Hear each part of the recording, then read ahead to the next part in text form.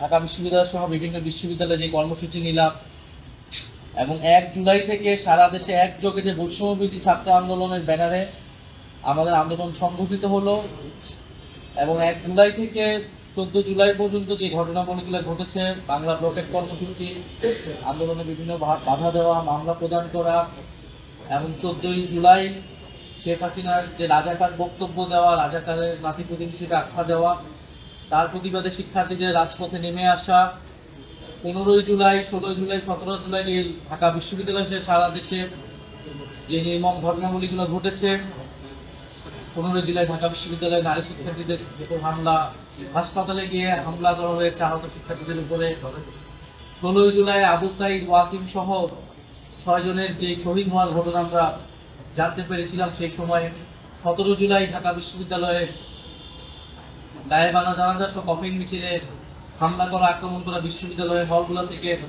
সবাইকে জোরপূর্বক বের করে দেওয়া এবং এর পরবর্তীতে যে 18 জুলাই কমপ্লিট শাটডাউন, সারা দেশের ছাত্র জনতাকে নেমে আসার আহ্বান এবং এই পুরো ঘটনার প্রতি কিভাবে ডিজিএফআই আমাদেরকে চাপ প্রদান করেছে, পুলিশের ভূমিকা, ছাত্রলীগের ভূমিকা, অন্যান্য বাহিনীর ভূমিকা, আওয়ামী লীগের রাজনৈতিক নেতৃবৃন্দের বক্তব্য, তাদের ভূমিকা, এই বিষয়গুলো এসেছে যেটা আমরা অভিজ্ঞতা লাভ করেছি আন্দোলনের সময়, সেই ঘটনাগুলো আমরা আমি বলেছি এবং আজকে আমরা মূলত 18 এবং 19 জুলাই পর্যন্ত কমপ্লিট শাটডাউন সেই সময় ঘটনাবলীগুলোটা ব্যাখ্যা করে আজকে জবানবন্দি আজকের মতো শেষ। ওই সময় হত্যাকাণ্ডের কথা বলেছিলেন আপনি, কি বলেছিলেন কি সময়?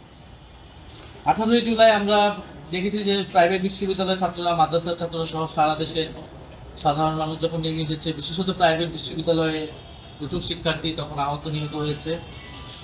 ঢাকার বিভিন্ন পয়েন্টে, বাড্ডা, উত্তরা, মিরপুর, যাত্রাবাড়ি, এরকম ঢাকা শহর দেশের সব জায়গায় কিন্তু যখন নেমে এসেছিল পুলিশ কিন্তু নির্বিচারে গুলি চালিয়েছে সেই সময়, 18 তারিখ এবং 19 তারিখ। পাশাপাশি যোগ দিয়েছিল ছাত্রলীগ, যুবলীগ সহ আওয়ামী লীগের সন্ত্রাসীরা এবং সেই নির্বিচার গুলিতে আমাদের আন্দোলনকারীদের প্রচুর ছাত্র জনতা সেই সময় শহীদ হয়েছিলেন এবং আহত হয়েছিল। সেই ঘটনাগুলো আমরা বলেছি। জনাব নাহিদ ইসলাম, আপনি একটা জায়গায় বলেছেন যে ডিজিএফআই সরকারের সাথে বসতে এবং এই আন্দোলন সমাপ্ত করতে আপনাদেরকে চাপ দিয়েছে। এটি কারা কিভাবে আপনাদেরকে আলোচনা করেছিলেন এবং কিভাবে চাপ দিয়েছিলেন একটু বলতে পারবেন?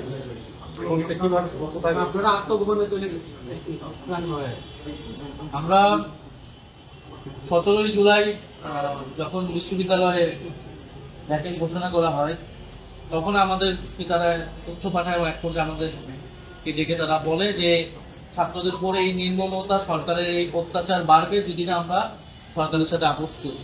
তখন আমরা স্পষ্টভাবে বলেছিলাম যে রক্তের উপর দাঁড়িয়ে আমরা কোনো সংগ্রামে যাব না, আমাদের ভাইদেরকে হত্যা করা হচ্ছে, আমাদের বিশ্ববিদ্যালয়গুলোকে আমাদের বের করে দেওয়া হচ্ছে, এই আচরণের প্রেক্ষিতে আমরা সরকারের সাথে বসতে পারি না।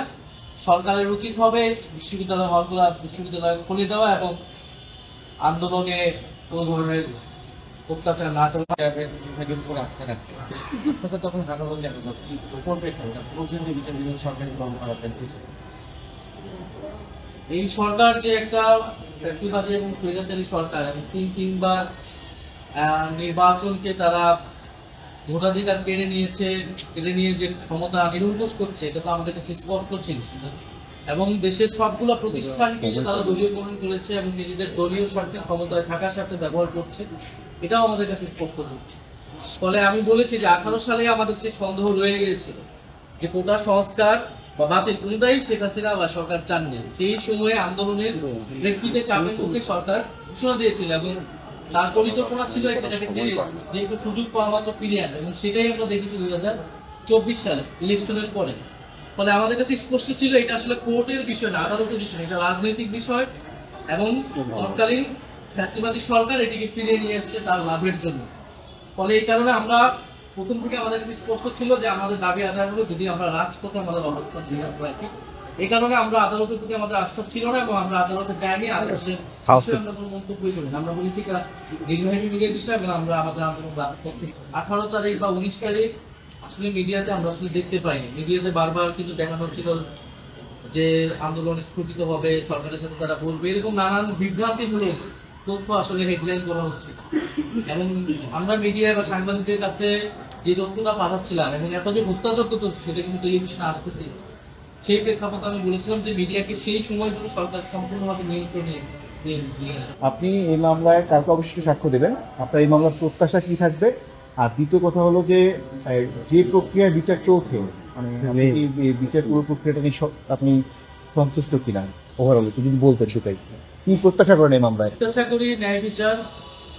এত মানুষ, এত আমাদের ভাই বোনেরা শহীদ হয়েছেন, আহত হয়েছেন, রক্ত দিয়েছেন, আমরা সকলেই ন্যায় বিচার পাবো।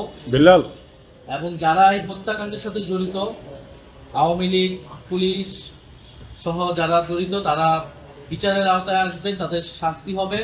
এবং এই ন্যায় বিচারে একটা নিদর্শন হয়ে থাকে শুধু বাংলাদেশের জন্য নয়, পৃথিবীর জন্য, যে যদি কেউ স্বৈর শাসন কায়েম করতে চায়, জনগণের উপরে আক্রমণ চালায়, জনগণকে হত্যা করে, তার পরিণতি আসলে কি হয়।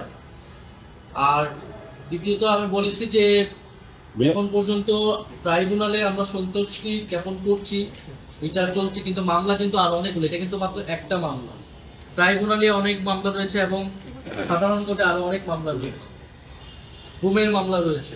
ফলে বিচারটাকে সার্বিকভাবে দেখতে হবে। কারণ আমরা যে সাধারণ কোর্টের যে মামলাগুলা, সেই মামলাগুলো সম্পর্কে কিন্তু আমরা তেমন ইতিবাচক কথা শুনতে পাচ্ছি না। শহীদ পরিবারের সাথে যখন আমরা কথা বলি, অনেকে জামিন নিয়ে বের হয়ে যাওয়ার মতো ঘটনা ঘটতেছে, বা সরকারের সেটা নিয়ে প্ল্যান কি, এই বিষয়ে আমরা আসলে জানতে পারতেছি না।